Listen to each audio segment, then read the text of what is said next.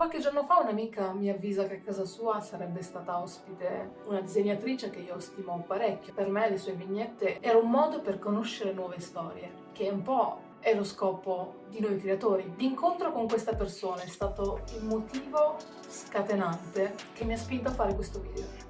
Questa disegnatrice per un certo periodo è scomparsa, diciamo, nei social. Le sue vignette per un po' non giravano più. Io non avevo sue notizie a livello professionale, non sapevo quale fosse il suo percorso. Quindi quando la mia amica pronuncia il nome di questa ragazza, Frad, nella mia mente affiorano tutti i ricordi, tutte le vignette che mi sono divorata dal PC o anche sui social quando seguivo il suo lavoro. E lì mi è sorta la domanda: ma cos'è successo a questa artista? Dal momento che ho potuto incontrarla di persona e ovviamente ruffianato un bozzetto, perché se no non sarei io, ho colto l'occasione per chiederglielo di persona. Gli ho chiesto: Frad, per un periodo ho seguito il tuo lavoro, hai smesso di disegnare, hai fatto la posta del cuore, adesso hai intrapreso una carriera come comedian. Posso farti la domanda, ma è per l'intelligenza artificiale?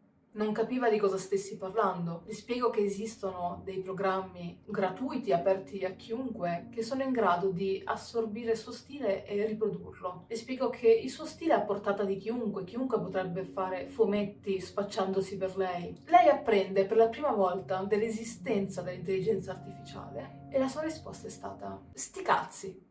Sto un po' parafrasando, lo ammetto. La sua risposta è stata un: ah sì? Che figata, qualcuno può fare il mio stile. E poi aggiunge una cosa che mi ha sconvolto, ha aggiunto: a me non interessa, se qualcuno vuole copiare il mio stile, ben venga, si accomodi. A me l'unica cosa che importa è che non mi venga tolta la possibilità di creare o che io non venga sostituita nel processo di creazione delle idee. Ora, io adoro la mia terapeuta, però mi sono chiesta: com'è che io ci ho messo un anno di terapia ad articolare questo pensiero? E qualsiasi artista mi risponde così prontamente dopo una conversazione avuta con un'estranea mentre sta facendo colazione, che in 10 secondi la informa su una tecnologia così grande come quella dell'intelligenza artificiale che può riprodurre immagini. E la sua risposta è... E quindi ho detto: sì, è arrivato il momento di parlarne. Magari con l'occasione metto anche delle luci un pochino meno tetre, visto che si avvicina il Natale. Questa è probabilmente una conversazione che va fatta a quattro occhi. Parliamone seriamente. La prima volta che ho sentito parlare di intelligenza artificiale stavo navigando sul web, sfogliando le notizie. Non ricordo che anno fosse, era pre-pandemia, probabilmente il 2018-19, quel periodo lì, e si parlava di questa programmazione in codice in grado di riprodurre i colori e creare dei mesh colorati fino a comporre immagini in 3D. Che figata, ho pensato. Mi emozionava l'idea che ci fosse una tecnologia in grado, tramite una sorgente di codice, di creare delle immagini che avessero un senso, delle immagini che potessero essere riconosciute come arte. Per me era un'evoluzione pazzesca, qualcosa che non vedevo l'ora di poter formare sotto i miei occhi. Era un qualcosa che volevo vedere, vivere. Sono passati degli anni. Non ho più pensato a questo progetto, semplicemente era una di quelle notizie trapelate, finché un giorno, nel caos totale di quello che era il periodo, sapete, Hasbro contro la community, l'OGL, D&D, se non sapete nulla vi consiglio di guardarvi i video di D&D Shorts. È stato bravissimo nel riassumere cosa stesse accadendo e riuscire a unire la community. Ad ogni modo, #OpenDND e trovate tutte le informazioni. Dunque, uscivo da quel periodo un pochino abbattuta da quella che era l'evoluzione del mio settore nello specifico. Io che sono una curiosa nel campo della tecnologia e delle innovazioni artistiche, vengo a conoscenza dell'imminente uscita di questa intelligenza artificiale. Un'intelligenza artificiale in grado di comporre immagini solo da un comando di testo. Oltre a quello c'era anche un software Nvidia che girava dove era in grado di costruire delle immagini fotorealistiche, o si presumeva. Per me era un qualcosa di incredibile e soprattutto emozionante, era wow, io volevo vederlo, volevo provarlo con i miei occhi, era un qualcosa che andava oltre a quell'idea di produrre immagini sulla base di codici, era oltre a quel software che era uscito in grado di riconoscere i tuoi disegni tramite uno schizzo e renderli delle foto. Questa era la possibilità concreta di creare immagini in base a un input, un'idea. Era un modo secondo me per ottimizzare quella fase di ricerca, quella in cui hai 3000 idee, le scrivi, cerchi di abbozzarle, di capire qual è quella che ti cattura. Riuscivo a vedere solo il lato positivo di questa cosa. E non è passato molto prima che io iniziassi a giocarci e a capirne il potenziale. E si parla di un anno fa, prima che le intelligenze artificiali fossero quello che sono oggi.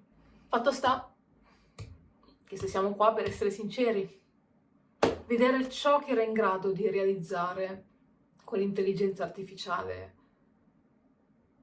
mi ha mandato totalmente fuori di testa. Io per mesi ho procrastinato sul mio lavoro, non sono riuscita a organizzare le mie creazioni, non sapevo se ne valesse la pena. E se devo essere sempre più sincera, tutt'oggi non so se ne vale la pena.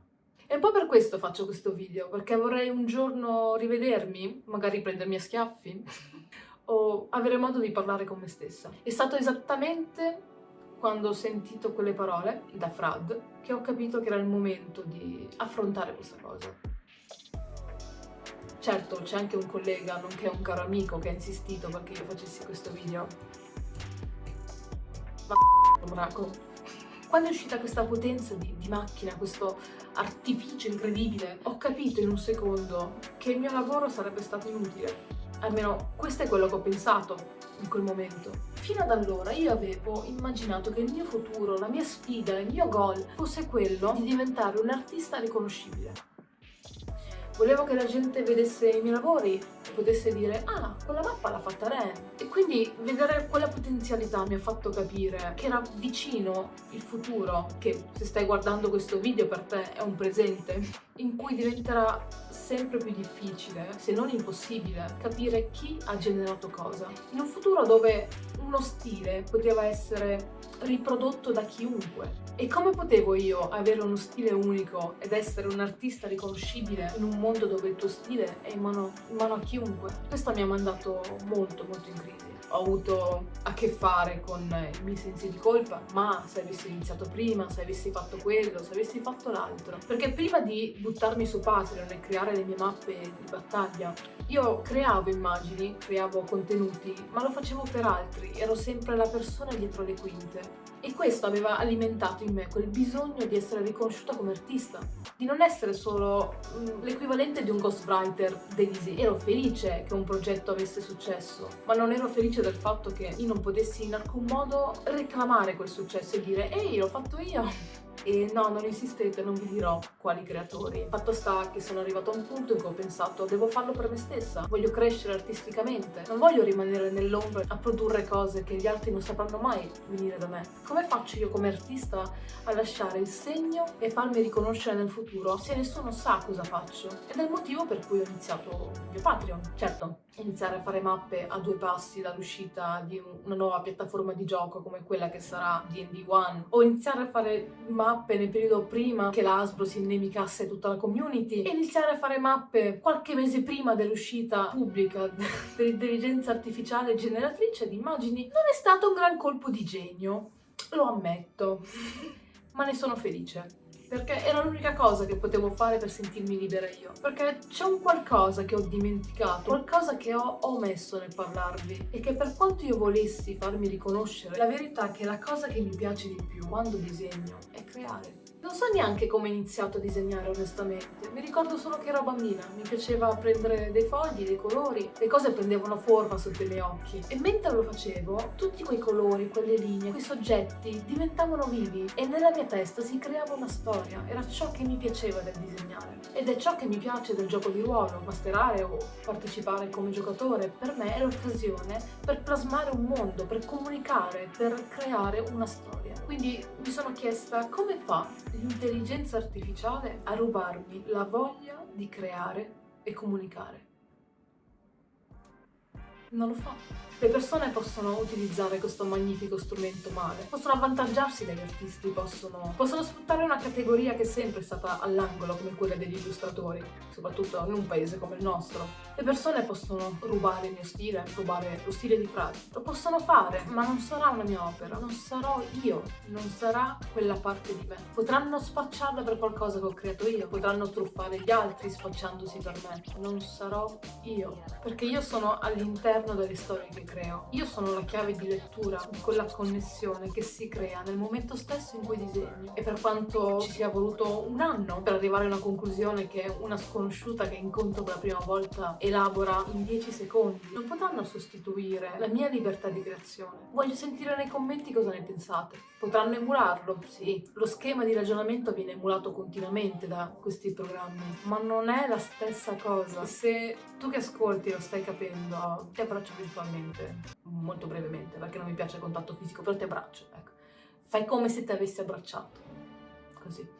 Quindi cosa ne penso ad oggi dell'intelligenza artificiale? L'intelligenza artificiale è una realtà, è inevitabile, non possiamo fare nulla per fermarlo, ma possiamo fare tantissimo per educare le persone ad utilizzarla nel modo migliore.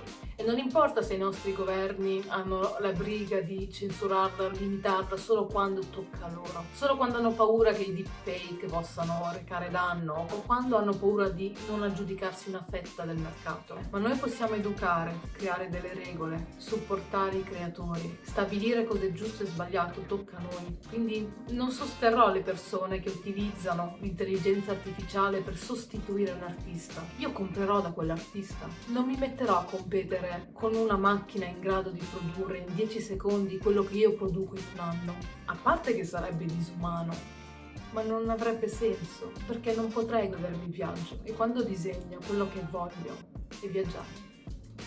Dio quanto è difficile. Ditemi voi cosa ne pensate, quali sono state le vostre paure, il vostro primo pensiero e qual è il vostro ragionamento ad oggi. Fate una cosa, fatemi un regalo di Natale, perché fino ad oggi questa cosa l'ho affrontata da sola e mi sono resa conto che se solo mi fossi confrontata con altri artisti e altre persone, probabilmente ci avrei messo meno ad uscire da questo buio. Eh sì, ancora una volta.